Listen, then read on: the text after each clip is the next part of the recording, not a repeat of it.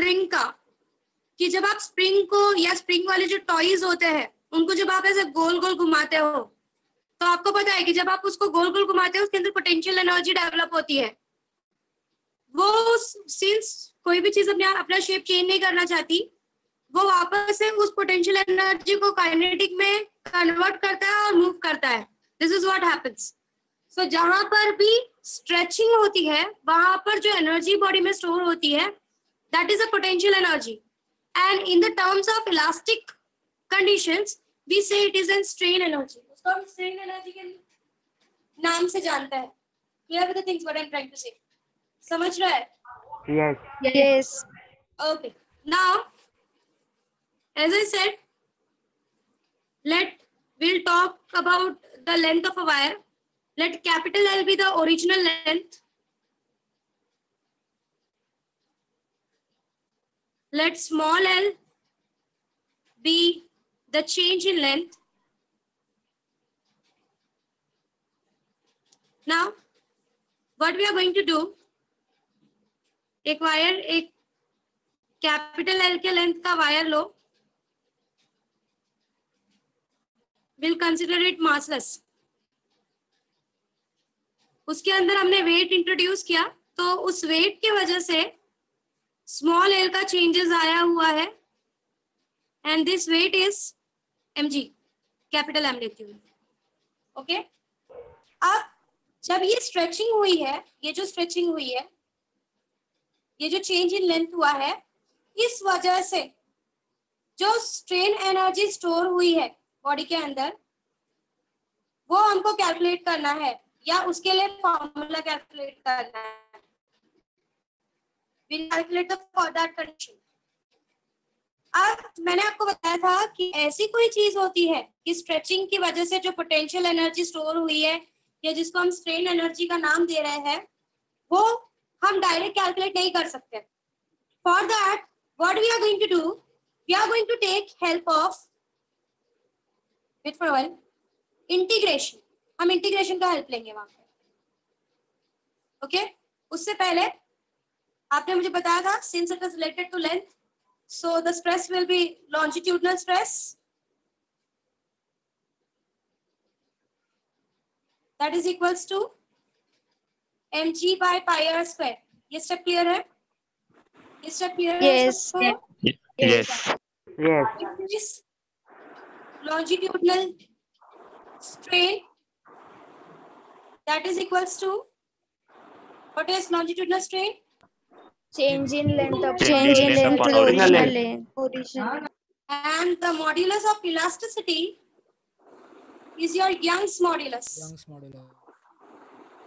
That is, अगर आप substitute करो तो you'll get the formula as mg into capital L divided by pi r square small l. Correct? अब integration का use कैसे लेने वाले हैं वो समझा रही हूँ।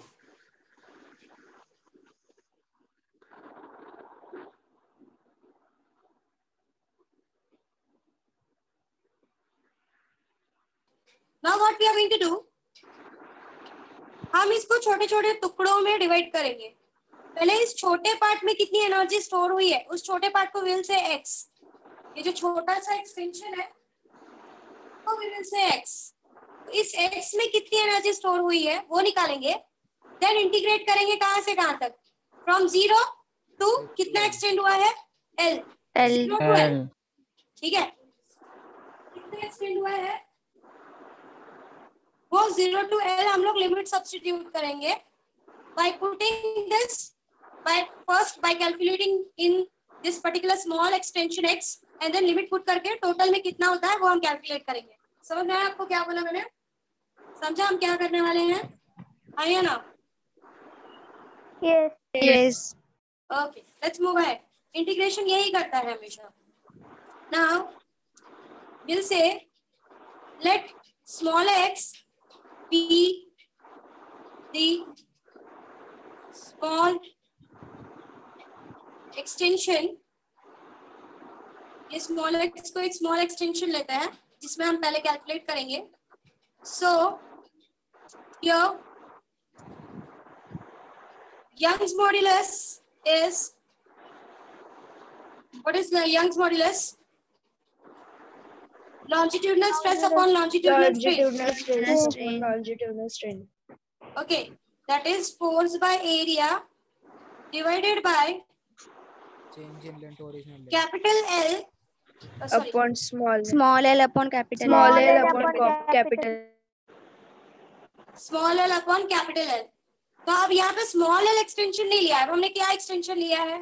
जो चेंज लिया है वो कितना छोटा लिया है? एक्स के बाद, क्योंकि हम पहले एक्स के लिए कैलकुलेट करने वाले हैं। So this formula will become F by A into capital L by X, ये आपको मिलेगा। सो इसको जरा फोर्स के टर्म्स में लाते हैं, क्यू के टर्म्स में। जो आपको अगर पता हो कि what is energy, energy is equivalent to amount of work, कितनी एनर्जी है उस वो डिसाइड होता है कि वर्क डन कितना हुआ है, वो वर्क डन से डिसाइड होता है। तो अगर आप वर्क डन निकाल लो तो आपको पता चल जाएगा कि उस पर्टिकुलर वायर को स्ट्रेच करने में जितना वर्क डन हुआ है उतनी पोटेंशियल एनर्जी बॉडी में स्टोर हुई है। ये बात आपको पता है, हाँ या ना?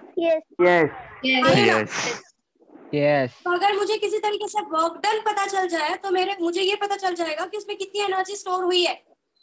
ओके, नाउ वर्क डन का फॉर्मूला आपको पता है, फोर्स इनटू डिस्प्लेसमेंट। Yes. सो पहले हम यहाँ से फोर्स कैलकुलेट करेंगे, इस फॉर्मूले के हेल्प से फोर्स निकालेंगे and then displacement dx consider करेंगे, दैट इज स्मॉल dx हुआ है displacement. So let's move ahead. Force calculate करेंगे तो force will be y into a into x by capital L is equals to force. ये समझा आपको? Yes. Yes. This is equation number 1. Now, next is, हमको पता है कि हम बहुत छोटे, ये जो x का एक्सटेंशन हुआ है, इस x का डिस्प्लेसमेंट dx से हुआ है। dx means very small amount of x. So, work done is equals to, since आपका डिस्प्लेसमेंट छोटा हो रहा है इसलिए वर्क डन भी छोटा होगा। सो dw is equals to f into dx, displacement. यहाँ पे जो dx है, dx is displacement.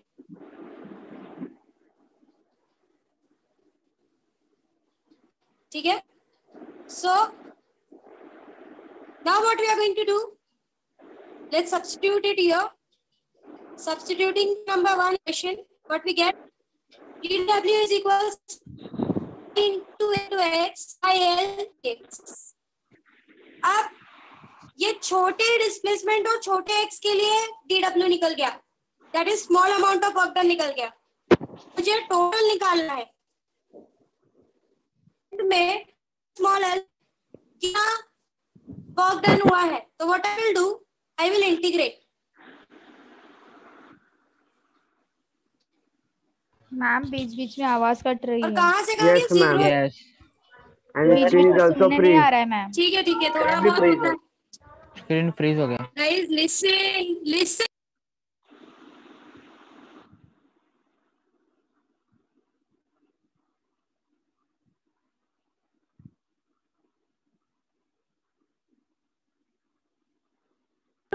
अपने कैमरा ही बंद कर दिया।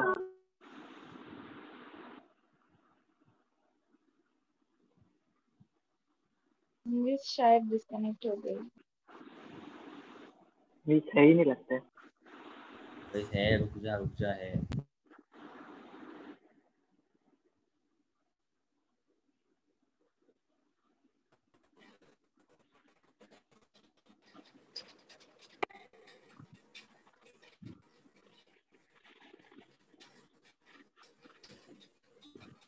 Hello.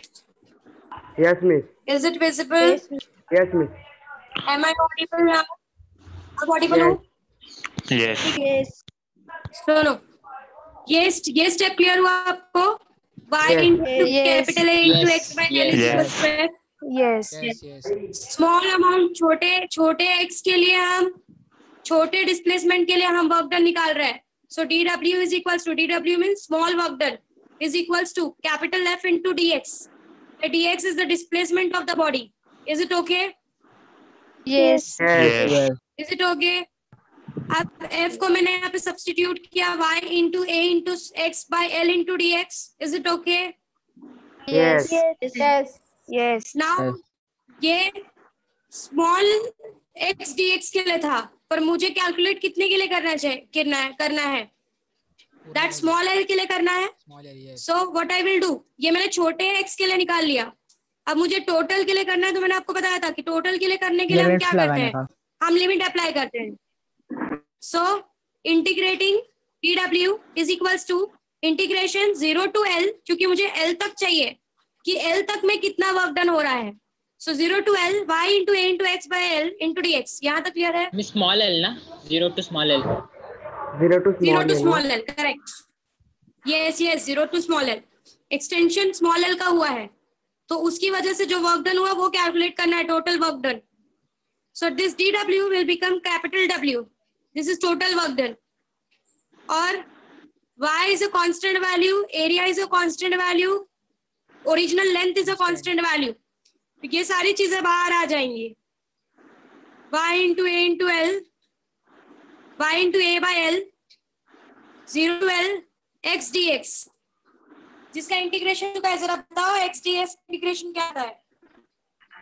X square by 2. Square by X square by 2. x square by 2. Yes. सो जिसका इंटीग्रेशन नहीं हुआ है उसके लिए बता रही हूँ. x dx का फॉर्मूला होता है इंटीग्रेशन का, that is x square by 2, going from 0 to l. L. ठीक है. Yes. Yes. आगे हम क्या करते हैं? X What में we do for एक बार upper limit minus lower Upper limit limit minus lower limit. Lower limit substitute कर. x के जगह पे अपर और लोअर So work done लिमिट. is equals to y into a by l, x square by 2, 0 to small l, y into a by l, L square by 2. Upper limit is l square. तो एक बार x की जगह पे ये small l डालेंगे, ये तो पूरा 0 हो गया. So work done is equals to y into a by l into l square by 2. This is the total work done, जिसकी वजह से this much amount of energy, potential energy stored in the body. यहाँ तक का कुछ doubt is asked.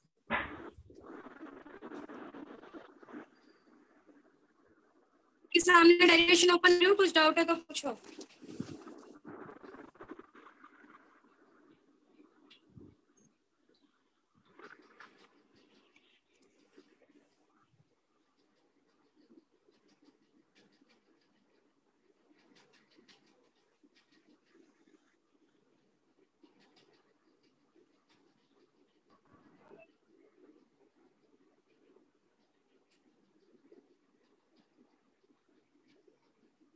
ये dx क्या है, ये समझा आपको?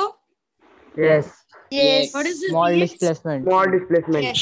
Displacement.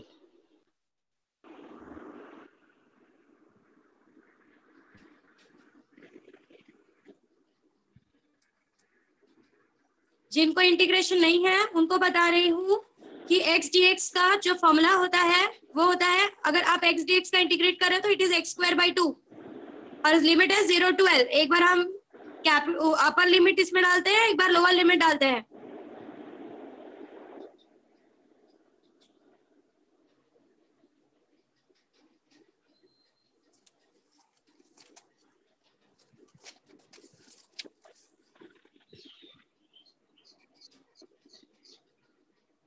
क्लियर है यहाँ तक? Yes. Yes. आगे बढ़े. Yes. Yes. फॉर्मूले को अलग अलग वे में लिखा जा सकता है. We can write this in different ways. कैसे लिख सकते हैं देखो.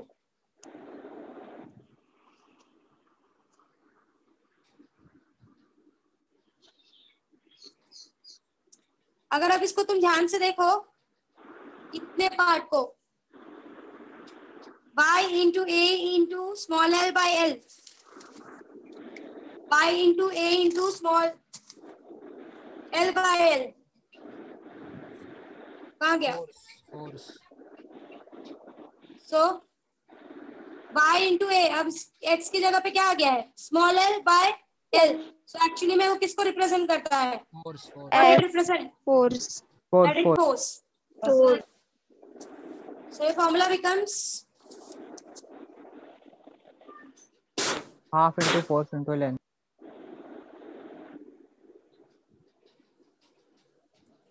ये फॉर्मूला becomes this. और भी वेज है जिसमें आप लिख सकते हो. So ये फॉर्मूला इज फर्स्ट, इसको थोड़ा स्पेसिफाई करते हैं. Work done or the potential energy which is stored inside the body due to extension is half into force applied multiplied by extension.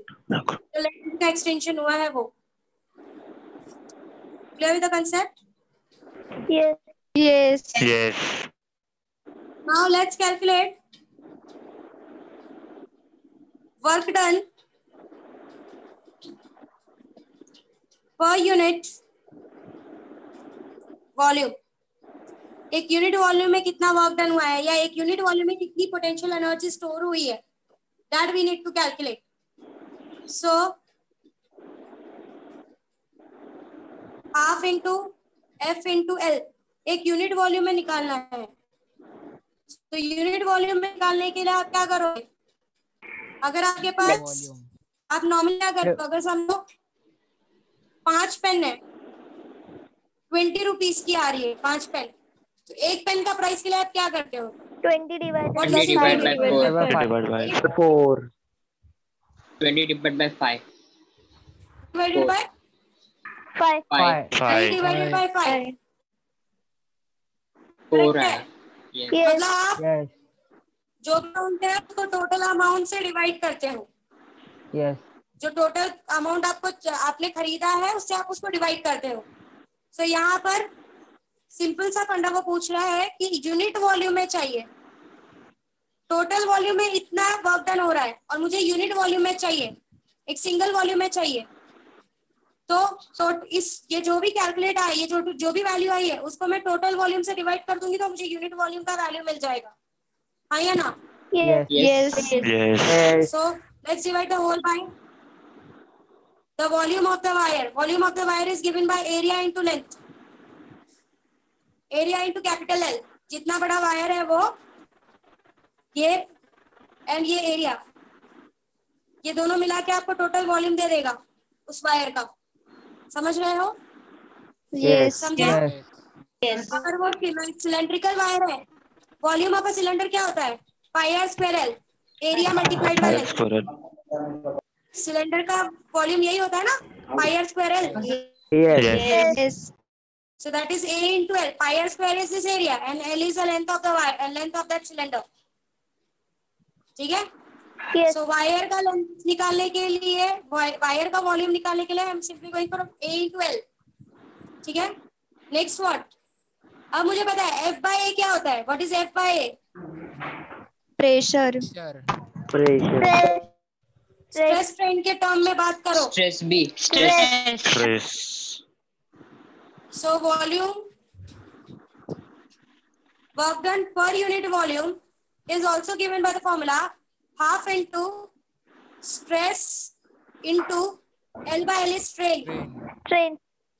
तो आपको एग्जाम में ऐसा भी आ सकता है कि calculate work done per unit volume, तो आपको ये स्टेप तक आना है. समझ में आ रहा है? समझ में आ रहा है मैंने क्या कहा? Yes. Yes. Yes. Yes.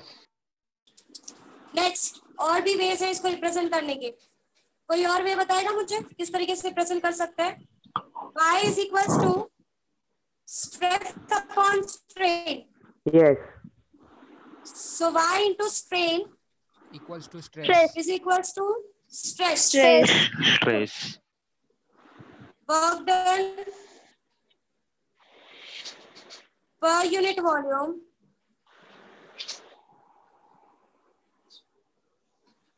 is half into y into square y. strain multiplied by strain. Strain square y. Square y. So it will be half into Half into y into n square. Train square. square. Same stress के terms में भी निकाल सकते हो ना? Yes. Yes. Yes. क्या आएगा जरा बताओ स्ट्रेस के टर्म्स में, in terms of stress. Stress upon y A square by y. equal to strain. Yes. So work done per unit volume is equals to half into stress square upon y. So these are some formulas which you can use. आपको कहीं पे stress ही दिया होगा और y ही दिया होगा और आपको work done per unit volume calculate करने बोला है तो आपको ये फॉर्मूला यूज करना है.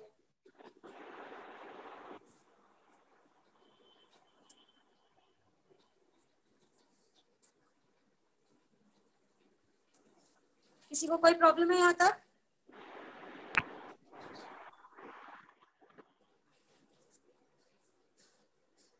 एक बार और रिवाइज करूं, ये समझा है?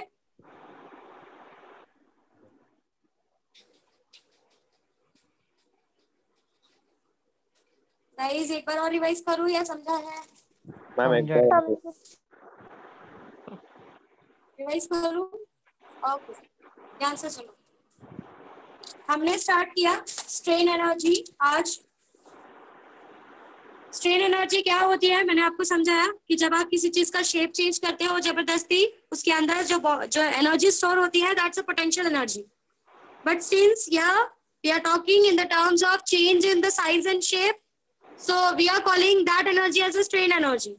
मैंने कहा let us take a wire जिसका original length is capital L and change in length is small L, और इस स्मॉल एल की वजह से जो एनर्जी स्टोर हुई है वो हमको कैलकुलेट करना है. That we need to calculate.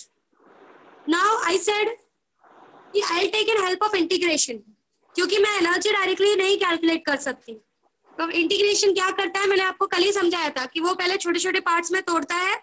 एक छोटे पार्ट के लिए वो निकालता है कि छोटे पार्ट के डिस्प्लेसमेंट में या एक छोटे पार्ट के लिए क्या वैल्यू आ रही है. उसके बाद आप लिमिट अप्लाई करते हो इंटीग्रेट करके तो वो आपको टोटल का वैल्यू बता देता है. This is how it goes. ठीक है, तो हमने बोला कि कैपिटल एल जो है वो ओरिजिनल लेंथ है, स्मॉल एल चेंजेस है. इस स्मॉल एल की एक्सटेंशन की वजह से हमारा कितना एनर्जी स्टोर हुआ है इसके अंदर वो हमको निकालना है. तो जितना वर्क डन हमने बाहर से किया है उतनी एनर्जी अंदर स्टोर हुई है. अगर मैं वर्क डन निकाल लूं तो मेरा एनर्जी स्टोर मुझे मिल जाएगा because they both have equivalent value और they both have equal values.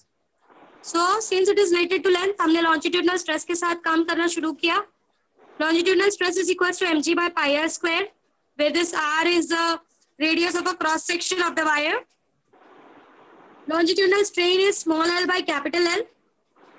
Since the modulus of elasticity is related to length, so it is Young's modulus, which is represented by, of course, capital Y. So Young's modulus is given by mg into capital L by pi r square into small l.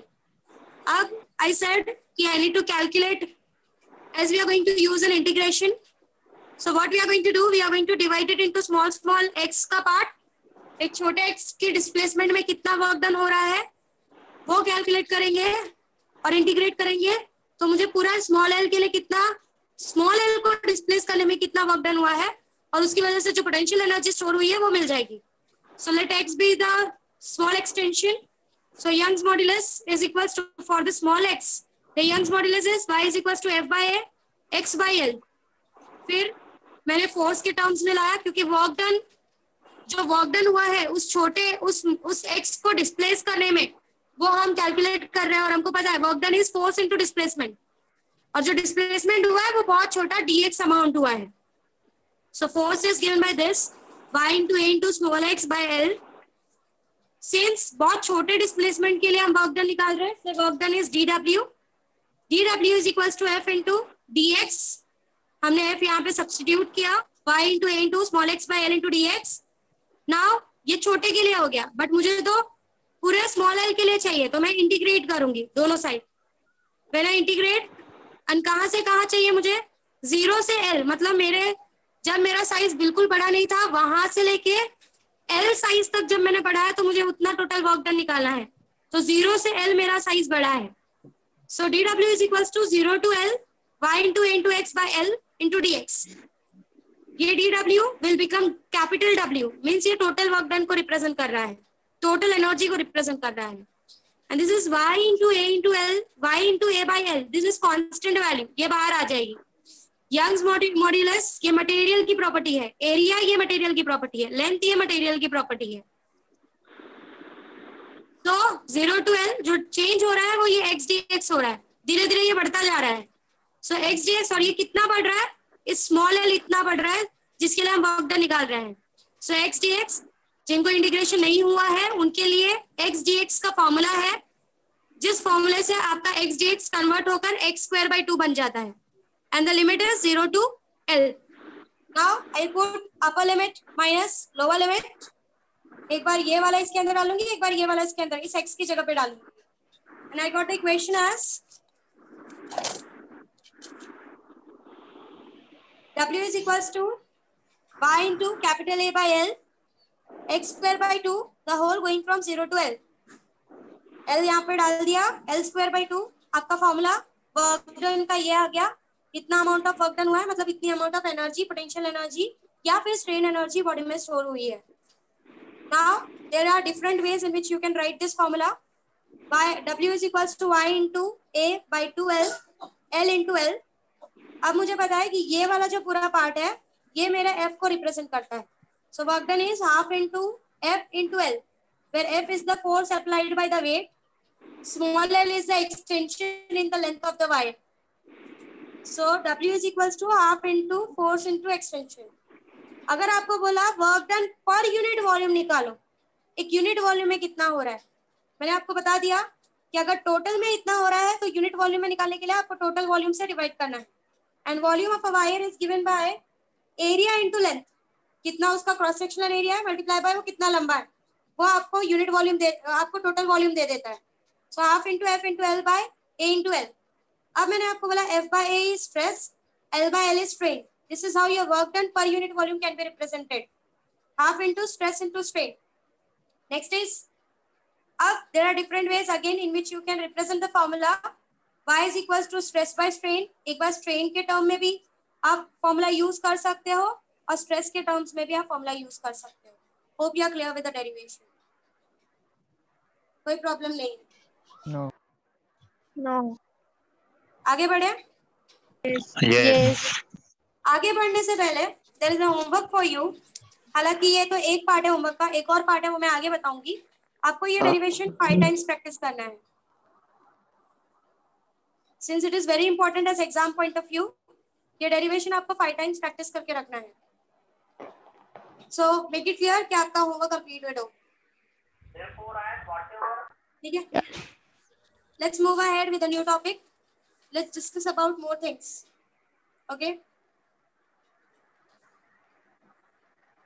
Okay. First, the thing that I want to discuss is hardness. जब हम किसी चीज को बोलते हैं कि कोई चीज बहुत हार्ड है या वो उसका it is very hard, when we say something is very hard, what does that mean?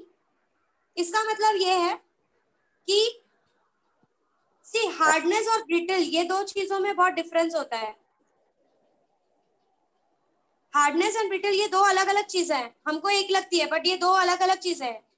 Brittle होना मतलब जो टूट जाए, जिसके अंदर प्लास्टिक डिफॉर्मेशन हो। प्लास्टिक डिफॉर्मेशन मतलब जो फटाक से अपने आप को, अपनी बॉडी को चेंज कर दे, शेप को चेंज कर दे और वापस रिटर्न बैक ना आए। हार्डनेस का मतलब ये है कि जो अपने अंदर प्लास्टिक डिफॉर्मेशन को रेजिस्ट करे। रेजिस्ट प्लास्टिक डिफॉर्मेशन मतलब आप जल्दी इसका साइज या शेप चेंज नहीं कर सकते, आपको बहुत मेहनत लगानी पड़ेगी इसका प्लास्टिक डिफॉर्मेशन करने के लिए, मतलब इसके शेप को परमानेंटली चेंज करने के लिए। कुछ समझ में आ रहा है मैंने क्या कहा? ठीक है। So hardness and brittle this are different condition. Your wall is hard, जो आपके घर की दीवारें हैं वो हार्ड है, वो ब्रिटल नहीं है। जो आपका कांच है वो ब्रिटल है। समझ रहे हो मैं क्या बोल रही हूँ? Yes. Yes. Yes. Next is strength of the body. Again, the strength is the capacity of a body to resist the changes produced inside the body. अगर कोई बॉडी का स्ट्रेंथ अच्छा है, मतलब सिंपल सा फंडा है कि वो अपने अंदर उस फोर्स की वजह से जल्दी डिफॉर्मेशन लाने नहीं दे रहा है. Okay, next is of course ma'am, जो मटेरियल हार्ड होगा उसका स्ट्रेंथ अच्छा होगा, that is true. Next is toughness.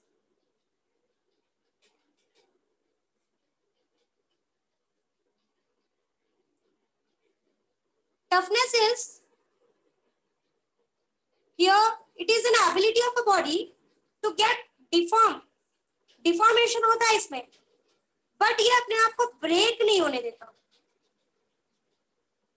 Without breaking. If I am saying you are very tough, it means कि आप डिफॉर्म हो रहे हो, बट आप अपने आप को इजिली ब्रेक नहीं होने दोगे. समझ में आ रहा है मैंने क्या कहा? समझा? एग्जांपल जो इजिली टूट जाए. आप ही बताओ इसका एग्जांपल क्या ले सकते हो? किसी भी टफ मटेरियल का एग्जांपल बताओ जो जल्दी ब्रेक ना हो बट डिफॉर्म हो जाए. Your metals are one of the example of toughness. Tough होते हैं वो काफी, वो डिफॉर्म हो जाते हैं बट जल्दी टूटते नहीं है, उनका स्ट्रेंथ अच्छा होता है. ठीक है, फाइन. आयरन हार्डनेस भी होता है ना. सी आयरन का डिपेंड करता है आप सॉफ्ट आयरन ले रहे हो या हार्ड आयरन ले रहे हो, उसकी प्रॉपर्टी पे डिपेंड करता है. बट आयरन हार्डनेस में नहीं आता. आयरन बहुत ही जल्दी, आयरन को अगर आप थोड़े देर यूज करोगे ना वो एक्सटेंड होता है इजीली. उसकी इलास्टिक प्रॉपर्टी बहुत अच्छी होती है, ये आपको एमसीक्यू में आएगा. उसकी इलास्टिक प्रॉपर्टी बहुत अच्छी होती है. वो डिफॉर्म होता है पर उसका डिफॉर्मेशन आप कर सकते हो. टफ होता है वो डिफॉर्म होता है बट जल्दी टूटता नहीं. ये पार्ट है. It's an example for tough materials. ठीक है, so let's move ahead. Brittle, जो टूट जाए. हार्डनेस, जो अपना प्लास्टिक डिफॉर्मेशन होने से रेजिस्ट करे, उस मटेरियल को हम हार्ड बोलते हैं. Strength, capacity to not respond to the deforming forces. Toughness, जो डिफॉर्म हो बट ब्रेक ना हो, जल्दी ब्रेक ना हो. कुछ बहुत से ऐसे मटेरियल होते हैं जिनको आप बहुत देर तक डिफॉर्म करते हो पर वो जल्दी ब्रेक नहीं होते. Okay, so let's move ahead with the next topic for today. Friction in solid. ये थोड़ा अलग टॉपिक है, आपके अभी तक के जो भी पढ़ा उससे थोड़ा सा अलग है, तो थोड़ा समझना क्या है. इसके ऊपर भी आपके एंट्रेंस एग्जाम्स में बहुत सारे क्वेश्चंस आते हैं. और पहले समझो कि ये है क्या फ्रिक्शन इन सॉलिड. फ्रिक्शन का मतलब क्या है? ओके, ना अगर आप मेरे पेपर को ऑब्जर्व करो या आप अपना जो व्हाइट कलर वाला बोर्ड होता है आपके क्लासेस का वो ऑब्जर्व करो, आपको वो देखकर ऐसा लगता है कि इट इज वेरी प्लेन, बहुत ही प्लेन है ये, but it is not at all like this. अगर आप इसका माइक्रोस्कोपिक व्यू लो, माइक्रोस्कोपिक का मतलब होता है कि बहुत छोटे लेवल पे जाकर अगर इसको ऑब्जर्व करो तो आपको ये ऑब्जर्व करने के लिए मिलेगा कि इसमें बहुत छोटे छोटे पोर्स होते हैं. There are small pores on the paper, there are small pores on the board. मतलब ऐसी इस दुनिया में कोई भी चीज नहीं है जो परफेक्टली एकदम प्लेन हो, लाइक एकदम प्लेन हो, ऐसा कोई नहीं होता. There is always small pores inside the on the surface of the material. तो अगर आप उसको माइक्रोस्कोपिक लेवल पे जाके देखोगे तो आपको ऐसे छोटे छोटे पोर्स दिखाई देंगे. और यही छोटे छोटे पोर्स जो पोर्स है, ये छोटे छोटे स्मॉल जो होल्स हैं, ये फ्रिक्शन की प्रॉपर्टी को एग्जिस्ट करवाते हैं. ये छोटे छोटे पोर्स की वजह से फ्रिक्शन एग्जिस्ट करता है. आप इजीली वॉक कर पाते हो, it is all because of this small pores. अगर ये स्मॉल पोर्स नहीं होते तो आप फिसल कर गिर जाते. इसीलिए जब ऑयल वगैरह गिर जाता है या पानी वगैरह गिर जाता है, स्पेशली ऑयल, तो वो ये छोटे छोटे पोर्स में जाके भर जाता है. आपके पैर को ब्लॉकिंग नहीं मिलता, आपका जो मटेरियल होता है वो इसके साथ ब्लॉक होता है जब कोई चीज किसी चीज पे चल रही। For example when I am writing, जब मैं लिख रही हूँ तो मेरा जो पेन है, पेन का जो ये छोटा सा निप है, ये मेरे इसके छोटे छोटे पोर्स के साथ ब्लॉक होकर आगे बढ़ता है। जब आपकी पेन एकदम नई होती है आपको लिखने में प्रॉब्लम होती है, बट जैसे जैसे वो घिसती जाती है उसका जब ब्लॉकिंग सिस्टम अच्छा होते जाता है, सो इजिली फिर आपका जो फ्लूइड है वो बाहर आना स्टार्ट हो जाता है। तो ये आप एक्सपीरियंस कर सकते हो। सो ये फ्रिक्शन जो एग्जिस्ट करता है ये छोटे छोटे पोर्स की वजह से करता है। तो इसीलिए जब तेल वगैरह गिर जाता है तो ये एरिया पूरा ब्लॉक हो जाता है, और जब आप चलते हो आपके पैर को प्रॉपरली कनेक्शन नहीं मिलता है ग्राउंड के साथ और आप गिर जाते हो, ये चीज होती है। तो ये फ्रिक्शन आपको इजिली मूव करने में हेल्प करता है। अब फ्रिक्शन का काम सिर्फ इजिली मूव करने देना नहीं है, बहुत सारे काम है फ्रिक्शन के। फ्रिक्शन जो ये फ्रिक्शन प्रॉपर्टी है एक्चुअली में इसका मेन काम क्या है वो समझो। ये जो फ्रिक्शन होता है ये रिलेटिव मोशन को अपोज करता है। रिलेटिव मोशन का मतलब क्या है? Motion between the surface and the object which is moving on it. Friction का काम है रिलेटिव मोशन को अपोज करना। उन दोनों मटेरियल के बीच के रिलेटिव मोशन को अपोज करने का काम फ्रिक्शन का होता है। तभी तो आई कैन इजिली वॉक, ये वर्ड फिर मैम आप कैसे बोल रहे हो, आप अपोज वर्ड भी बोल रहे हो, इजिली वॉक भी बोल रहे हो, हाउ इट इज पॉसिबल? मैं बोल रही हूँ कि वो सिर्फ रिलेटिव मोशन को ब्लॉक करने की कोशिश करता है। रिलेटिव मोशन का मतलब समझो, रिलेटिव मोशन का मतलब होता है इन दोनों के बीच का जो पर्सन, जो ऑब्जेक्ट यहाँ पे चल रहा है उसके और इसके बीच का। वो चाहता है कि जैसा ये चल रहा है वैसा ये भी चले। ये बीच के मोशन को ब्लॉक करने की कोशिश करता है। इसको एक सिंगल ऑब्जेक्ट को ब्लॉक करने में कोई इंटरेस्ट नहीं है। सो फ्रिक्शन का काम है रिलेटिव मोशन को ब्लॉक करना, ना कि किसी एक सिंगल पर्सन को ब्लॉक करना या सिंगल ऑब्जेक्ट को ब्लॉक करना। वो नहीं चाहता कि ये जो छोटे छोटे, ये जो बड़े बड़े खड्डे हैं ये किसी एक के चलने की वजह से टूट जाए, ये ब्रेक हो जाए। अगर हमको इसमें आगे बढ़ना है तो हमको ये छोटे छोटे फ्रिक्शंस को ब्रेक करके आगे बढ़ना पड़ता है। तो फ्रिक्शन का काम है रिलेटिव मोशन को ब्लॉक करना। ओके मतलब उस सरफेस और जो ऊपर ऑब्जेक्ट चल रहा है उनके बीच में जो मोशन हो रहा है उसको ब्लॉक करना। ओवरऑल अगर हर चीज चल रही है तो चलने दो, कोई प्रॉब्लम नहीं है उसको, बट उन दोनों के बीच में मोशन नहीं होना चाहिए। ऐसा ये काम होता है, अपोजिशन का काम होता है फ्रिक्शन का यहाँ पर टू द रिलेटिव मोशन। वो अपोजिशन सिर्फ रिलेटिव मोशन को करता है। नाउ जहां पर फ्रिक्शन सपोर्ट करता है उसका एग्जांपल भी आपको समझाती हूँ। आपने कन्वेयर बेल्ट देखा है या एस्केलेटर देखा है? यस। उसमें फ्रिक्शन जो होता है सपोर्ट करने का काम करता है। नीचे की चीज चल रही होती है, आप उस पर जाकर खड़े हो जाते हो। फ्रिक्शन आपको, फ्रिक्शन को क्या चाहिए कि आपके और उसके बीच में मोशन ना हो। बाकी ओवरऑल आप अगर आगे बढ़ रहे हो उसको कोई फर्क नहीं पड़ता, बट आपके और उसके बीच में मोशन नहीं होना चाहिए। वो उसको खत्म करने की कोशिश करता है। अगर वो उसको खत्म करने की कोशिश नहीं करता होता, हर वक्त अपोज ही करता होता, तो आप इस बेल्ट के अपोजिशन से पीछे की तरफ चले जाते, पर ऐसा होता नहीं है। आप उस बेल्ट के साथ साथ नीचे आ जाते हो, हाँ या ना? Yes. तो यहाँ पर फ्रिक्शन आपको ढकेल कर अपनी स्पीड में ले आता है। जो नीचे के बेल्ट है, जो नीचे के बेल्ट का स्पीड है, वो फ्रिक्शन आपको ढकेल कर, उसका फ्रिक्शन आपको ढकेल कर अपनी स्पीड में ले आता है। तो ऐसा नहीं है कि उसने आपको रोक दिया कि आप नहीं चल सकते, या आपने उसको रोक दिया कि वो नहीं चल सकता। उसको बस ये चाहिए, main property of friction is to oppose the relative motion between the body. मतलब उस सरफेस और आपके बीच में जो मोशन होगा वो उसका प्रॉपर्टी है अपोज करने का। ओवरऑल ऑब्जेक्ट चल रहा है, ओवरऑल चीजें चल रही है, उसको कोई प्रॉब्लम नहीं है। समझ में आ रहा है मैंने क्या कहा? समझा what is relative motion? Relative का मतलब समझा? Yes. सो ऐसा आप बहुत सी जगह देखोगे जहां पर फ्रिक्शन अपोज भी करता है, ब्लॉकिंग सिस्टम का काम करता है ऐसा, और जहां पर फ्रिक्शन सपोर्ट भी करता है। तो अगर आपको सिंपली बताना है कि अच्छा, फिर क्वेश्चन ये आता है कि मैम आपने ही बोला कि वो अपोज भी करता है और वो सपोर्ट भी करता है, तो मेरा सिर्फ इतना बोलना है कि फ्रिक्शन ये दोनों चीजें रिलेटिव मोशन को ब्लॉक करने के लिए करता है। उसको रिलेटिव मोशन नहीं चाहिए, उसका मेन अपोजिशन ये है रिलेटिव मोशन। आप इस चीज को खत्म करने करने के लिए किसी कंडीशन में वो अपोज भी कर सकता है और किसी कंडीशन में वो सपोर्ट भी कर सकता है। समझ रहे मैंने क्या कहा? समझा?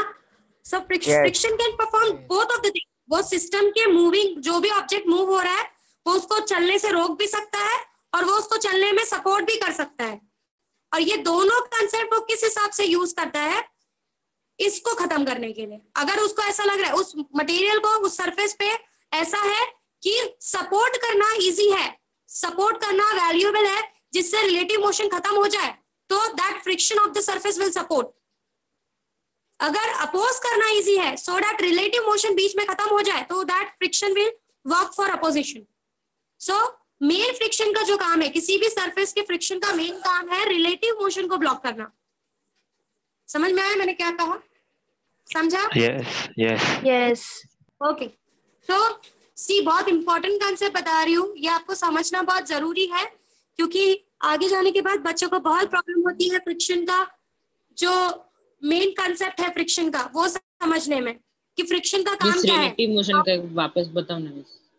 रिलेटिव मोशन का मतलब है उस सरफेस और उस पर्सन के बीच का मोशन, उस पर्टिकुलर सरफेस और वो जो भी ऑब्जेक्ट है उसके बीच का मोशन, उनके बीच में। फॉर एग्जांपल ये एक लेयर है और इसके ऊपर एक मैंने बैग रख दिया, ये कन्वेयर बेल्ट है, मैंने इसके ऊपर बैग रख दिया, इनके बीच का मोशन। अगर समझो इसने यहाँ पर इसको सपोर्ट नहीं किया होता तो होता क्या होता बताओ? बैग पीछे जाता, बैग पीछे जाता और ये आगे बेल्ट आगे की तरफ बढ़ जाती। यस। बट उसको चाहिए ही नहीं कि ये मूव होकर इसको इसके इन दोनों के बीच में मोशन लाए, तो वो क्या करता है, इस यहाँ पर फ्रिक्शन सपोर्ट करके बैग को आगे की तरफ लेकर चला जाता है। उसका काम ये है कि किसी भी तरीके से ये दोनों एक दूसरे के साथ रहे, अपोजिट, इनके बीच में मोशन क्रिएट ना हो, इनके बीच में जो रिलेटिव मोशन है वो इनके बीच में, जो मोशन है वो इनके बीच में क्रिएट ना हो। समझ में आ रहा है what is the work of a friction? Clear हुआ रिलेटिव मोशन का मतलब? Yes. सो इसीलिए friction opposes also and friction supports also, दोनों काम करता है वो। और उसका सिर्फ एक ही कंसेप्ट है, relative motion, that is object और सरफेस के बीच के मोशन को ब्लॉक करना। पूरा ऑब्जेक्ट मूव हो रहा है, पूरा सरफेस मूव हो रहा है, उसको कोई प्रॉब्लम नहीं है उन चीजों से, बट रिलेटिव मोशन नहीं होना चाहिए। वो उसी चीज को मिनिमम करने के लिए वो सारा या तो अपोजिशन का या तो सपोर्ट, ये दोनों का काम करता है वो। That depends on the condition कि व्हाट योर सरफेस वांट्स। जो तरीका सही होगा या जो जिस तरीके से रिलेटिव मोशन को अपोज किया जा सकता है इजीली, वो उस तरीके से काम करेगा। सो अगर आपको कोई बोलता है फ्रिक्शन ऑलवेज अपोजेस, तो ऐसा कंसेप्ट रॉन्ग है। फ्रिक्शन सपोर्ट भी करता है, अपोज भी करता है, उसका अपोजिशन सिर्फ रिलेटिव मोशन के लिए होता है। सो इसीलिए फ्रिक्शन को डिफाइन ही इस तरीके से किया जाता है। Friction can be defined as the property of a solid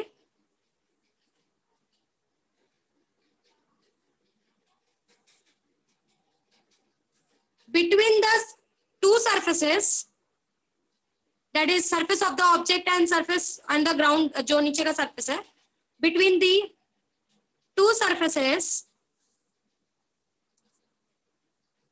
in contact such that it resists the relative motion। ये वो प्रॉपर्टी है जो दो सरफेसेस के बीच में, जो कांटेक्ट में है एक दूसरे से, उनके बीच के रिलेटिव मोशन को रेजिस्ट करती है, अपोज करती है। समझ में आ रहा है मैंने क्या कहा? समझा what I said? Yes. So this is friction.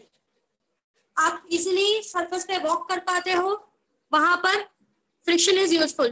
Friction आपके पैर को ब्लॉक करता है और आपको इजीली मूव करने के लिए देता है। जब वो छोटे छोटे पोर्स भर जाते हैं, जब वो ब्लॉकेज नहीं हो पाता, आप गिर जाते हो। सो आपकी जो व्हीकल्स वगैरह इजीली टर्न हो पाती है, वहां पर भी कहीं ना कहीं फ्रिक्शन का बहुत बड़ा काम है, बहुत बड़ा यूज है। वो नहीं होता तो आपकी व्हीकल्स वगैरह टर्निंग के टाइम पे गिर जाती है। मिनिमम मोमेंट ऑफ फ्रिक्शन की बहुत, वहां पे बहुत सर्कल में जब गाड़ियां चलती है वहां पे फ्रिक्शन बहुत हेल्प करता है चलने में। सो बहुत से ऐसे प्लेसेस है जहां पर फ्रिक्शन का एक्चुअली ओवरऑल जगह पे जहां पर friction is very useful okay, so this is all about friction. Friction क्या है वो समझा आपको? समझा? Yes. आपका कन्वेयर बेल्ट, आपका एस्केलेटर, ये सारी चीजें फ्रिक्शन के फंडे पे चलती है।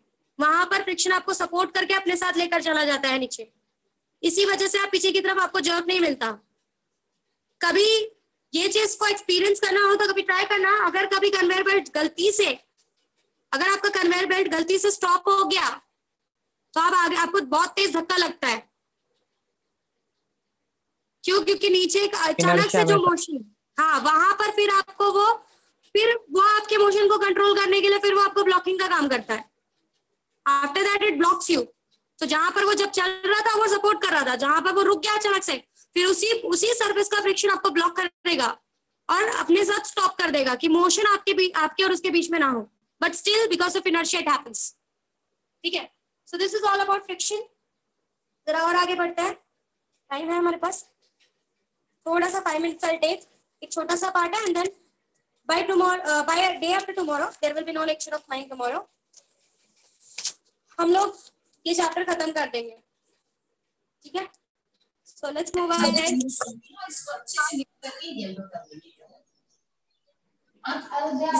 That is cohesive force and adhesive force. इनके बारे में सुना है कभी? Yes.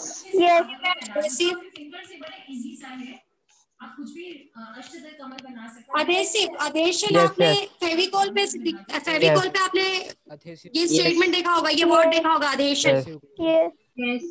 So what is cohesive forces and what is adhesive forces समझो। कोहेसिव फोर्सेस वो फोर्सेस होते हैं जो सेम मटेरियल में एग्जिस्ट करते हैं। The forces which exist between same materials.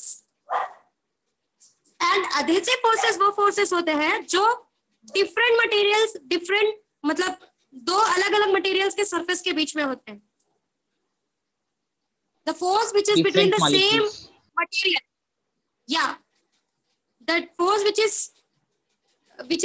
in between the same material, surface of the same material, that is a cohesive force.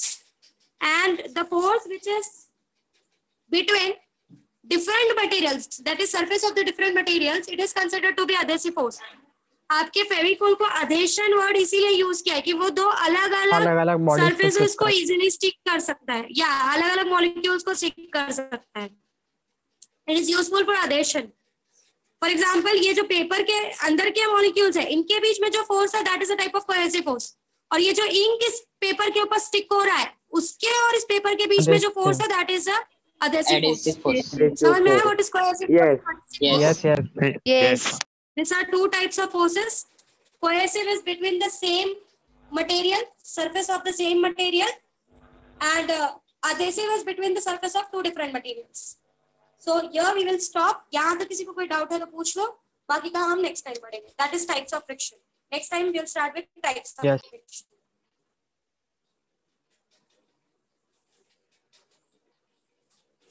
यहाँ से स्टार्ट करेंगे. Next time your chapter will be over. ठीक है, यहाँ तक किसी को कुछ डाउट है तो पूछ सकते हो. फ्रिक्शन से रिलेटेड या कोहेसिव, एडहेसिव या स्ट्रेन एनर्जी से रिलेटेड कुछ भी नहीं समझा है तो पूछ लो.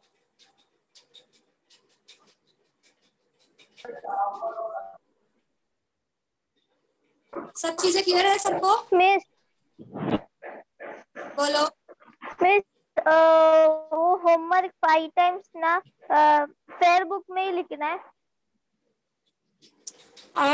मोस्टली अगर आप लिख रहे हो तो फेयर बुक में लिखो, मुझे कोई प्रॉब्लम नहीं है, बट आपको याद होना चाहिए कि ये आपने 5 टाइम्स लिखा है तो आपका नोट्स डिस्टर्ब नहीं होना चाहिए. सो आप फेयर में लिखो, चलेगा, मुझे कोई प्रॉब्लम नहीं है. I don't have issue with that. किसी भी चीज में लिखो, सिर्फ होमवर्क कंप्लीट करके रखो. Yes. Yes. तो अभी तक सारी चीजें समझी है. What I can suggest you before ending this lecture,